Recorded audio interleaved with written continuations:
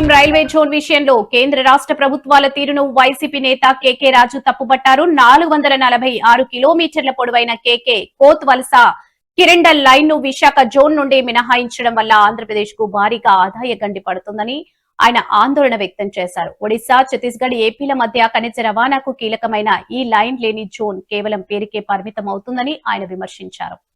చంద్రబాబు నాయుడు పసుపు కుంకుమ ఇచ్చి మోసం చేశాడో అదేవిధంగా ఉత్తరాంధ్ర ప్రాంతాల వాసులు కూడా ఒక ప్రాపట ప్రకటన ద్వారా రైల్వే జోన్ గురించి ప్రస్తావించి మోసం చేయడం జరిగింది.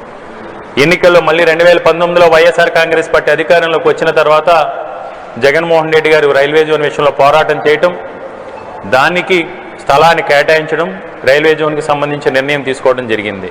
కానీ దురదృష్టవశాత్తు 2024 ఎన్నికల్లో ఈరోజు ఈ కూటమి ప్రభుత్వం అధికారంలోకి వచ్చిన తర్వాత ఈ రైల్వే జోన్కు సంబంధించి జరుగుతున్న పరిణామాలు ఉత్తరాంధ్ర ప్రాంత వాసులందరినీ కూడా చాలా ఆవేదనకి, బాధకి కూడా గురి చేస్తూ ఉన్నాయి. ఎందుకంటే ఈ రైల్వే జోన్ ఇచ్చిన తీరు చాలా బాధాకరం. ప్రాణం లేని బిడ్డ పుడితే మనకి ఎంత బాధాకరంగా ఉంటుందో, ఎంత బాధపడతారో తల్లిదండ్రులు. ఈరోజు ఈ కూటమి ప్రభుత్వం ఇచ్చిన రైల్వే జోన్ కూడా ఒక ప్రాణం లేని బిడ్డ మాదిరిగా ఈరోజు ఉత్తరాంధ్ర ప్రాంత వాసులందరూ కూడా బాధపడుతున్నారు. ఎందుకంటే ప్రధానంగా రైల్వే జోన్లో మొదటి నుంచి ఉత్తరాంధ్ర ప్రాంత వాసులందరూ కూడా కోరుకునేది ఏంటంటే కొత్త వలస కిరండల్ లోన్, కేకే లైన్ అంటాం. ఎందుకంటే ఇది సుమారు 446 కిలోమీటర్లు